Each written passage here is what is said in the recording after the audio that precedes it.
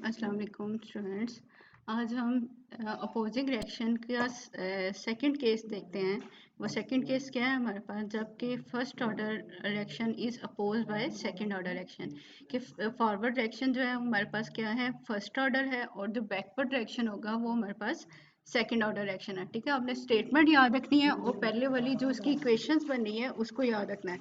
बाकी तो प्रोसेस हमारे पास सेम ही है। ठीक है, ये हमारे पास केस क्या है, हमारे पास first order opposed by second order है। In such reaction the forward reaction is first order whereas the backward reaction is the second order। कि backward reaction जो है वो second order है और जो है हमारे पास forward reaction first order है। Consider one such reaction in which the rate of forward reaction is dependent only the concentration of one reactant। की forward reaction जो है वो only one reactant की concentration पे depend कर रहा है जो कि A है हमारे पास, whereas the rate of backward reaction depends on the concentration of two reactant। के backward जो reaction है वो दो reactant की concentration पे depend कर रहा है, जैसा कि B and C है। तो जब टाइम जीरो है हमारे पास इनकी concentration क्या है, A अगर ए है और बी और सी की कंसंट्रेशन जीरो है, मीन की प्रोडक्ट अभी हमारे पास जीरो वाला केस है। जैसे हमने first order pose by first order में फर्स्ट वाला केस देखा था, ये वो वाला केस है। ठीक है, और जब टाइम कुछ गुजर जाता है, मीन टाइम स्पेसिफिक टाइम हो गया कोई भी 1 मिनट 2 मिनट 3 मिनट, तो वहाँ पे हम उसको टी मेंशन कर देते हैं। तो उनकी कंसंट्रेशन क्या हो जाएगी, ए माइनस एक्स हो जाएगी, और यहाँ पे क्या है एक्स एंड एक्स आ जाएगी इसकी कंसंट्रेशन। तो हम लिख सकते हैं जब rate of forward reaction is given by rate of forward reaction is directly proportional to the molar concentration of A raise to power 1। तो इसकी स्पेसिफिक टाइम के ऊपर कंसंट्रेशन जो अवेलेबल कंसंट्रेशन होगी वो ए माइनस एक्स है, और के एफ जो है उसके लिए हमारे पास रेट कांस्टेंट आ जाता है। ठीक है, this equation represent the rate expression for the forward reaction. इसी तरह हम क्या कर सकते हैं, रेट ऑफ बैकवर्ड रिएक्शन भी निकाल सकते हैं कि rate of backward reaction is directly proportional to the molar concentration of B and molar concentration of C raise to power 1 and 1, यानी कि ये सेकंड ऑर्डर रिएक्शन है हमारे पास। तो इनकी कंसंट्रेशन किसी स्पेसिफिक टाइम के ऊपर जो है वो एक्स एंड एक्स आ जाएगी, तो उसका हम स्केयर ले लेंगे, और ये rate of forward rate of backward reaction is equal to K B into X square. ठीक है, ये इक्वेशन हमें क्या बता रही है, this equation represent the rate of expression for the backward reaction. हमें पता है नेट रेट हम कैसे निकालते हैं कि rate of forward reaction minus rate of backward reaction निकाल लें, तो ये हमारे पास नेट रेट ऑफ रिएक्शन हो जाता है। तो हम वही काम करेंगे कि ये इक्वेशन नंबर 5.59 एंड 5.60 को यहाँ पे पुट करेंगे, तो रेट ऑफ फॉरवर्ड और रेट ऑफ बैकवर्ड रिएक्शन की इक्वेशन लगाएंगे। ठीक है, ये हमारे पास इक्वेशन बन गई, इसको हमने आगे यूज़ भी करना है। इसके साथ साथ हम क्या देख सकते हैं कि at the stage of equilibrium हमें पता है कि रेट ऑफ फॉरवर्ड रिएक्शन और रेट ऑफ बैकवर्ड रिएक्शन जो होते हैं वो इक्वल हो जाते हैं, और कंसंट्रेशन जो है उसको हम एक्स ई से रिप्रेजेंट करते हैं। तो हम x की जगह पे x ही वैल्यू पुट करेंगे। ठीक है, तो रेट ऑफ फॉरवर्ड रिएक्शन लिखा हमने, रेट ऑफ बैकवर्ड रिएक्शन लिखा, क्योंकि ये दोनों आपस में इक्वल हैं एट इक्विलिब्रियम पोजीशन पे, और जो कंसंट्रेशन ऑफ x है उसकी जगह पे x ई आ गया। ठीक है, अब यहाँ से हमने के बी की वैल्यू निकालनी है।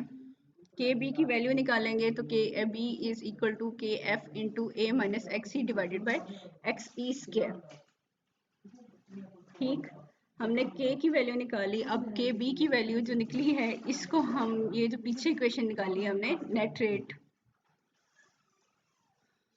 ठीक है, नेट रेट के लिए इक्वेशन जो हमने निकाली है उसके अंदर हम क्या कर सकते हैं कि वैल्यू पुट कर सकते हैं। नेट रेट के लिए ये 5.61 इक्वेशन है। ठीक है, कि जिसमें हमारे पास ये के बी आ गया, और ये के बी की वैल्यू यहाँ से हम लोग ये वाली इक्वेशन को इसमें पुट करेंगे।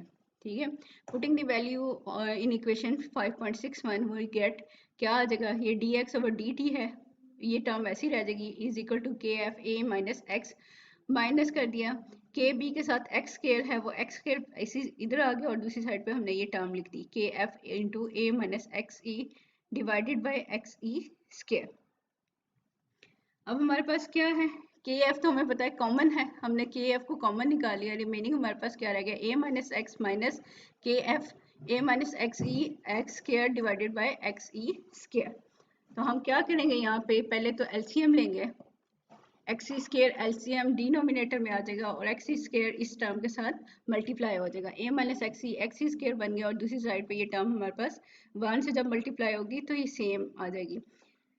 फिर हम क्या करेंगे, इनको आपस में मल्टीप्लाई कर लेंगे कि ये क्या बन गया, ए X E square minus x x E square, और यहाँ पे जो है ये मल्टीप्लाई होगा ए एक्स स्केयर, और ये माइनस आ जाएगा, और ये माइनस माइनस प्लस हो जाएगा x and x E multiply by x square. ठीक है, तो अब हमारे पास क्या आ रहा है कि हमने इनको आपस में सबको मल्टीप्लाई कर लिया। हम ए वाली टर्म को एक साइड पे ले जाएंगे और ए को कॉमन निकाल लेंगे, तो ए जब कॉमन निकलेगा तो हमारे पास क्या रह जाएगा, एक्स सी स्केयर माइनस एक्स स्केयर, और दूसरी साइड पे ये टर्म इसी तरह दूसरी टर्म के अंदर से भी हमारे पास कॉमन क्या है, एक्स और एक्स ई कॉमन है। देखिए यहाँ पे एक्स सी स्केयर है, इस साइड पे एक्स स्केयर है, तो एक सिंगल पावर के साथ जो है ये दोनों कॉमन निकल सकते हैं, तो हमारे पास क्या कॉमन निकलेगा, x multiply bye x E. तो यहाँ पे क्या आ जाएगा, यहाँ रिमेनिंग क्या है, एक एक्स ई निकल गया तो रिमेनिंग एक्स ई रह गया, और यहाँ पे क्या है, एक एक्स ई और एक्स निकल गया है तो रिमेनिंग सिर्फ एक एक्स रह जाएगा।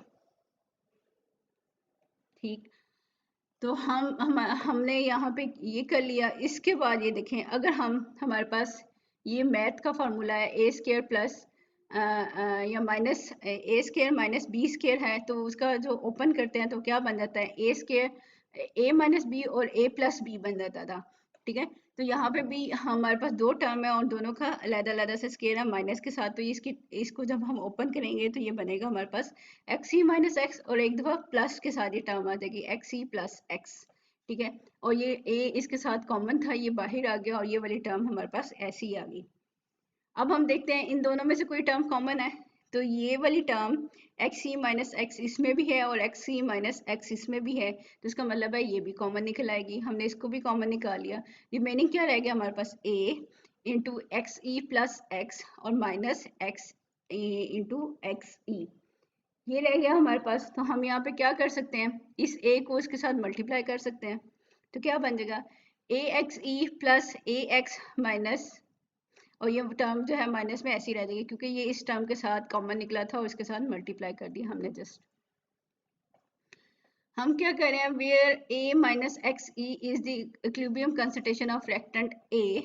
अब ये क्या था, अगर हम पीछे भी जाके देख लें तो इक्विलिब्रियम कंसंट्रेशन यानी कि a minus x simple concentration होती है, और रिएक्टेंट a की a माइनस एक्स ई जो है वो कंसंट्रेशन हो जाएगी किसी भी ये जो इक्विलिब्रियम पोजीशन के ऊपर है। तो यानी ये एक कांस्टेंट सी टर्म है, तो हम हर दफ़ा इसको लिखने के बजाय हम इसको g से रिप्रेजेंट कर देते हैं कि a minus X E is equal to g।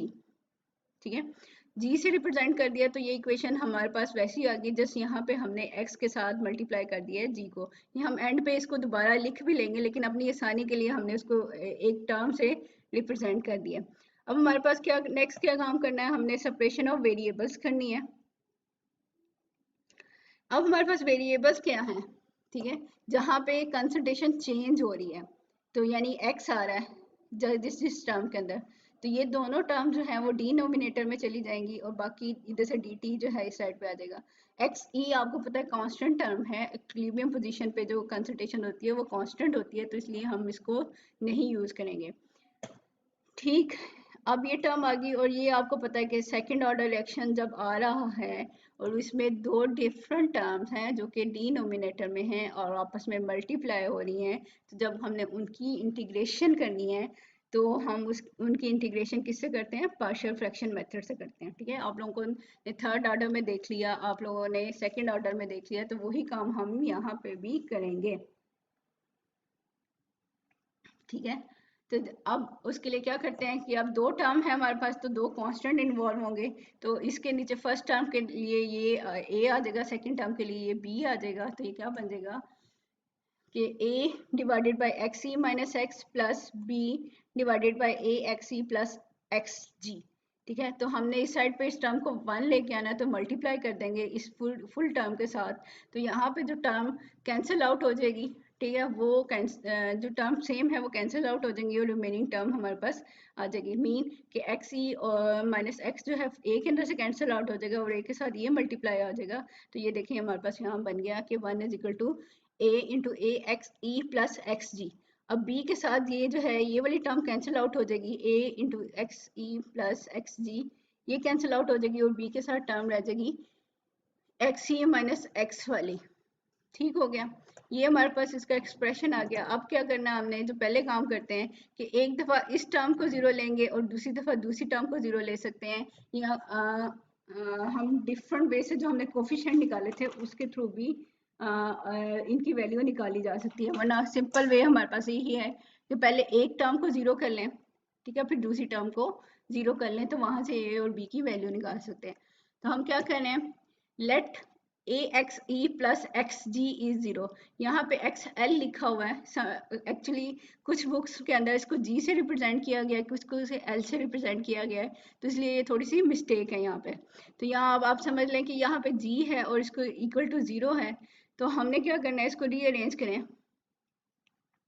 कि एक्स जी हमारे पास जो है इस साइड पे रह गया, तो ये वाली टर्म इधर प्लस में है तो दूसरी साइड पे जाके माइनस हो जाएगी, तो क्या बन जाएगा माइनस ए एक्स ई।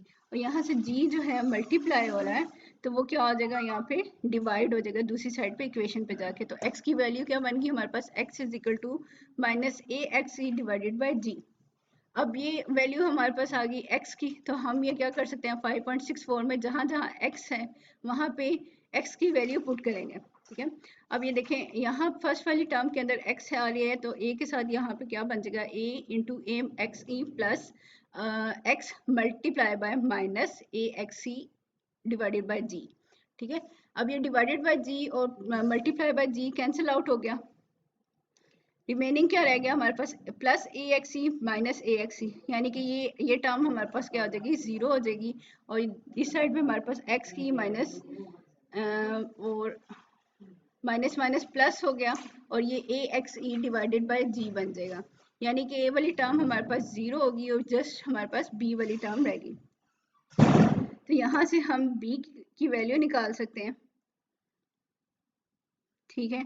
पहले हमने क्या किया, इसका एलसीएम ले लिया, एलसीएम लेंगे तो जी इधर मल्टीप्लाई हो जाएगा, तो ये जी एक्स ई प्लस और ये वाली टर्म ऐसी रह जाएगी ए एक्स ई डिवाइडेड बाय जी। तो हमने यहाँ से b की वैल्यू निकालनी है, तो ये इक्वेशन जब उस साइड पे जाएगी तो ये बन जाएगी जी ओवर, अब यहाँ पे ए एक्स ई कॉमन है तो एक्स ई कॉमन निकाल लिया, तो जी over X E into A plus जी, ठीक है। तो ये हमने b की वैल्यू निकाल ली। अब हमारे पास ये इस इक्वेशन में दूसरी टर्म क्या है, एक्स ई माइनस एक्स क्या है, हम अब इसको जीरो कर लेंगे ताकि हम ए की वैल्यू निकाल लें कि ये जब जीरो है तो एक्स की वैल्यू, एक्स किसके इक्वल आ जाएगा कि X is equal to X C, तक जहाँ जहाँ एक्स है वहाँ पे हम एक्स सी पुट करेंगे। तो इस इक्वेशन को देख लें, अगर हम एक्स ई माइनस एक्स सी आएगा तो ये तो क्या हो जाएगा, कैंसिल आउट होगी, जीरो आ गया, यानी बी वाली टर्म खत्म होगी। दूसरी टर्म हमारे पास क्या रह जाएगी, ए एक्स ई प्लस, यहाँ पे x की जगह पे क्या आना है, एक्स ई मल्टीप्लाई बाय जी। तो हमारे पास ये टर्म आ जाएगी, b वाली टर्म जीरो हो गई। अब हम a की वैल्यू निकालेंगे कि 1 डिवाइडेड बाय, और यहाँ से एक्स सी की वैल्यू जो है कॉमन है, तो a प्लस जी आ जाएगा, ठीक है। ये a की वैल्यू आ गई, इसी तरह हमारे पास b की वैल्यू आ गई। हम क्या करेंगे, जहाँ पे इंटीग्रेशन के लिए हमने पार्शियल फ्रैक्शन मेथड लगाया है वहाँ पे हम क्या कर रहे हैं, उस इक्वेशन के अंदर ये a की वैल्यू और b की वैल्यू पुट कर रहे हैं, ठीक है। a की वैल्यू आप देख लें, ए ये वाली टर्म 5.63, ठीक है। तो यहाँ पे हम a की वैल्यू पुट करेंगे और b की वैल्यू पुट करेंगे, और डिनोमिनेटर में ये दो वैल्यूज हैं हमारे पास, तो ये टर्म आ गई। अब इसके अंदर से जब आप वैल्यू पुट करोगे, a प्लस जी जो है वो कॉमन है, बल्कि x E into A plus जी जो है दोनों टर्म के अंदर कॉमन है, तो हमने यहाँ पे क्या कर लिया, कॉमन ले लिया इसको, x E into A plus जी, ये इसको कॉमन लेके हमने वैल्यू निकाल ली, और रिमेनिंग टर्म हमारे पास क्या रहेगी, 1 over X E minus X, और जब इसकी इंटीग्रेशन करनी है तो डेरिवेटिव का साइन जो है ये साथ आ जाएगा। और इस साइड पे हमारे पास क्या टर्म रहेगी, ये टर्म तो कॉमन आ गई, रिमेनिंग क्या रह गया हमारे पास, जी ओवर ए एक्स ई प्लस जी एक्स, ठीक है। और इसकी भी इंटीग्रेशन करनी है, कॉमन टर्म तो वैसी साइड पे आगे कॉमन होगी। अब आपको पता है 1 ओवर ए माइनस एक्स था, तो उसका आंसर हमारे पास क्या आ रहा था, माइनस लॉग नेचुरल ए माइनस एक्स था। तो यहाँ पे भी वही है हमारे पास कि 1 over X E minus x है, तो इसका आंसर हमारे पास क्या आ गया, minus log natural x E minus x. दूसरी साइड पे ये टर्म है, ठीक है। तो इसका आंसर जब आप निकालेंगे तो एक तो बात ये है कि जब इसकी इंटीग्रेशन होगी तो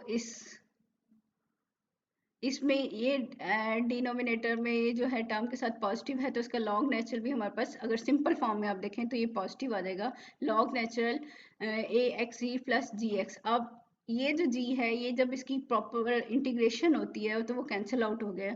अगर आपकी क्लास में कुछ मैथ के स्टूडेंट हैं तो आप वो भी आपको इसको सॉल्व करके दे सकते हैं, वरना मैं भी आपको सॉल्व करके इसको पूरा जो है वो दे दूंगी। लेकिन ये जी जो है वो कैंसिल आउट हो जाता है, ठीक है। ये जब इसकी फुल इंटीग्रेशन करते हैं तो ये खत्म हो जाता है यहाँ पे। अच्छा, रिमेनिंग इक्वेशन हमारे पास क्या रहेगी कि इस साइड पर डी टी था तो के F over X E square, जो कि पिछली इक्वेशन से चल रहा था हमारे पास, हम तो इस साइड की इंटीग्रेशन करना चाह रहे थे, उसको पार्शियल फ्रैक्शन मेथड किया और उसको इंटीग्रेशन कर ली ताकि हमारे पास इसका इजीली सोल्यूशन निकल आए, और ये टर्म हमारे पास ऐसी रहेगी। और यहाँ पे हमारे पास क्या है, कांस्टेंट ऑफ इंटीग्रेशन आ गया, तो हमने क्या करना है, अब इसकी वैल्यू निकालनी है। अब आपको एक चीज़ और देख लें कि ये जो लॉग में प्लस वाली टर्म होती है वो ऊपर आ जाती है और जो माइनस वाली टर्म होती है वो डिनोमिनेटर में चली जाती है। तो यहाँ पे हमने जस्ट ये किया, और सी की वैल्यू पुट करने के लिए हमारे पास क्या है कि जब टाइम जीरो है तो एक्स जीरो है, तो हम जहाँ जहाँ पे हमारे पास x की वैल्यू है वहाँ वो x जीरो पुट करेंगे, और जहाँ टाइम की वैल्यू है वहाँ पे जीरो पुट करेंगे। तो क्या होगा, ये टर्म तो वैसे आ गई, इसमें कुछ x नहीं है, और यहाँ पे x है कि g मल्टीप्लाई बाय जीरो करेंगे तो ये टर्म क्या हो जाएगी, जीरो हो जाएगी। इसी तरह x e माइनस जीरो करेंगे तो b हमारे पास जो है वो x e आ जाएगा, ठीक है। अब ये एक्स ई और ये एक्स ई आपस में कैंसिल आउट हो जाएंगे और लॉग नेचुरल ए रह गया हमारे पास सिर्फ, ठीक। और साइड पे टी जब जीरो होगा तो ये टर्म भी जीरो हो जाएगी, तो सी की वैल्यू हमारे पास क्या आ गई, one over X E into A plus G log natural A. तो हम क्या करेंगे, इस इक्वेशन को इधर पुट करेंगे, तो पहले ये प्लस में वैल्यू है, दूसरी साइड पे इक्वेशन में जाएगी तो माइनस हो जाएगी। जस्ट यही काम किया कि रीअरेंज किया, और जब माइनस में लेके आ रहे हैं तो ये फर्स्ट वाली जो टर्म है ये हमारे पास क्या हो रही है, कॉमन है, तो इसको हम कॉमन निकाल लेंगे। रिमेनिंग हमारे पास क्या रह गया, माइनस लॉग नेचुरल ए। तो लॉग नेचुरल में हमारे पास जो है लॉग की टर्म में नेगेटिव है, तो इसका मतलब है ये डिनोमिनेटर में जाएगा, ये इधर चला गया, ठीक है। अब हमारे पास क्या है, अगर हम इस इक्वेशन को चाहे इस साइड पे लेके जाके कटिंग कर लें, या यहाँ पे हमें पता है कि ये क्या है, इस साइड पे जाएगा तो ऊपर चला जाएगा, मीन न्यूमरेटर में चला जाएगा, और ये एक्स ही डिनोमिनेटर में स्केयर में है, तो एक ये जो स्केयर है इसके साथ कैंसिल आउट हो जाएगा, और दूसरी जो टर्म है ये हमारे पास जो है डिनोमिनेटर में इधर चली जाएगी, ठीक है। या इधर इस टर्म को पहले इधर ले आए और उसके बाद इसकी कटिंग कर दें, जो चीज़ कट हो रही है यहाँ पे, रह क्या गया हमारे पास, log natural A X E plus X Y X G X divided by A into X E minus X, और इस साइड पे हमारे पास क्या है के F X E A plus G multiply by T, ये रह गया। अब हम क्या कर सकते हैं, जी की वैल्यू पुट कर सकते हैं यहाँ पे, जो हमने पीछे जी को एक वैल्यू दी थी कि a minus X E is equal to G, तो हम यहाँ पे जी की वैल्यू पुट कर दें तो क्या बन जाएगा, a माइनस एक्स ई, ठीक है। बाकी ये टर्म अभी हमारे पास जो है वो ऐसे ही है, तो ये वन और ये वन, टू ए बन गया माइनस एक्स ई और ये मल्टीप्लाई बाय टी, ठीक है। ये टर्म ऐसे आ गई। अब हमारे पास क्या है कि ये स्ट्रेट लाइन इक्वेशन है, इसको देख के पता चल गया इसमें कोई इंटरसेप्ट की वैल्यू नहीं है, और इंटरसेप्ट की वैल्यू नहीं है यहाँ पे, तो इसका मतलब है ये ओरिजिन से पास आउट करेगी, और स्लोप जो होगी, स्लोप से हम क्या कर सकते हैं के F rate constant for forward direction जो है उसको डिटरमिन कर सकते हैं। पहले हमने फॉरवर्ड डायरेक्शन को डिटरमिन कर लिया स्लोप से, इसी तरह फिर हम इक्वेशन को रीअरेंज करेंगे तो बैकवर्ड डायरेक्शन को भी स्लोप से निकाल लेंगे, ठीक है। तो इक्वेशन हमें क्या बता रही है, equation is the integrated rate equation for opposing direction of the type first order oppose by second order, ठीक है। Following result can be deduce from this equation, this is equation of straight line passing through origin, ये term हमारे पास जो है वो y axis पे आ गई, और ये टर्म हमारे पास x एक्सिस पे आ गई टाइम। द वैल्यू ऑफ के F can be calculated from the slope of the plot, के हमारे पास जो स्लोप क्या है इसके इक्वल है, और यहाँ से हम के एफ की वैल्यू निकाल सकते हैं, जस्ट हमने इक्वेशन को रीअरेंज करना है, और यूनिट ऑफ के निकालना चाहते हैं तो वो भी हम इक्वेशन से निकाल सकते हैं। ठीक है, आप इस इक्वेशन से निकाल के देख सकते हैं यहाँ पे।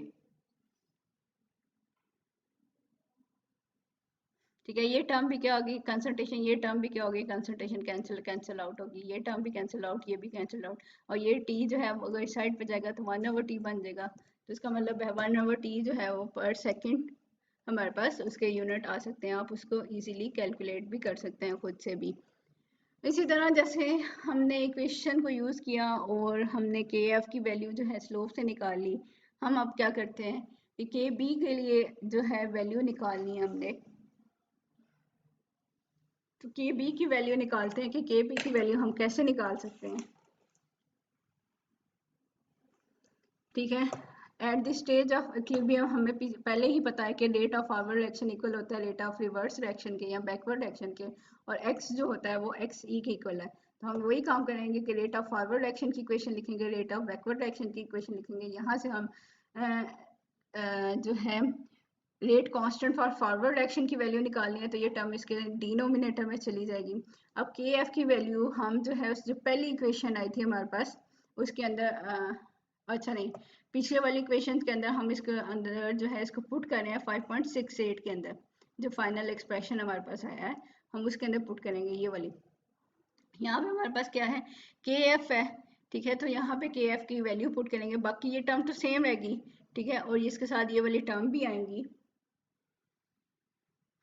ये वाली जब टर्म आती हैं तो फिर हम देखते हैं इसमें से कौन सी टर्म जो है वो कैंसिल आउट हो जाएगी। तो इसकी वैल्यू क्या बन गई हमारे पास के बी एक्स ई स्क्र और डिवाइडेड बाय हमारे पास ए एक्स ई तो पहले आ गया, ये एक्स ई जो है वो पीछे वाली इक्वेशन से और 2a minus X E into T आ गया। ठीक है, तो यहाँ पे कैंसिल क्या हो रहा है, ये एक एक्स ई और ये एक्स ई के स्क्वायर के साथ ये कैंसिल आउट हो रहा है, बाकी टर्म हमारे पास इसी तरह रह जाएगी। तो ये बन जाएगा के B X E into 2a minus X E multiply by T and divided by a minus X E. ठीक है, अब यहाँ पे हमारे पास क्या है स्लोप के अंदर जो है वो के बी की वैल्यू आ गई है, बाकी तो हमें पता है ये वाई एक्सिस है ये एक्स एक्सिस है, और स्लोप से हम क्या कर सकते हैं के बी की वैल्यू निकाल सकते हैं कि स्लोप की ये वैल्यू है। तो यहाँ पे अगर हम इक्वेशन को रीअरेंज कर दें तो ये डिनोमिनेटर इधर मल्टीप्लाई हो जाएगा, न्यूमिनेटर इधर जाके डिवाइड हो जाएगा।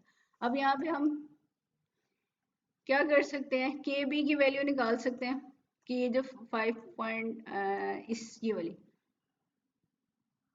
ये टर्म कैंसिल आउट होगी। ठीक है, कंसल्टेशन कंसल्टेशन टर्म इधर भी कंसल्टेशन है, इधर भी कंसल्टेशन है, इधर भी कंसल्टेशन है, एक कंसल्टेशन टर्म तो कैंसिल आउट होगी यहाँ से यहाँ तक, लेकिन एक कंसल्टेशन टर्म हमारे पास रह जाएगी। तो इसलिए हमारे पास क्या है कि आप देखोगे कि इसके यूनिट क्या बन जाएंगे सेकंड ऑर्डर के लिए डीएम क्यूब पर मोल पर सेकंड जो है इसकी यूनिट बन जाएगी हमारे पास।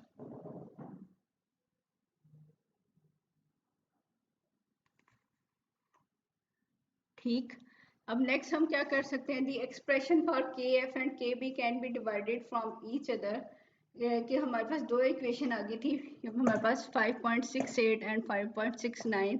अब हम क्या कर सकते हैं इन दोनों इक्वेशन को आपस में डिवाइड कर देंगे तो हमारे पास क्या आएगा इक्विलिब्रियम कांस्टेंट की वैल्यू आएगी। तो हम वही करें कि दोनों इक्वेशन है हमारे पास, ये ऊपर मैं आपको बता दूं कि के एफ वाली के बी वाली इक्वेशन और के एफ वाली ये जो इक्वेशन आती है हमारे पास ये ऊपर चली गई है ये वाली।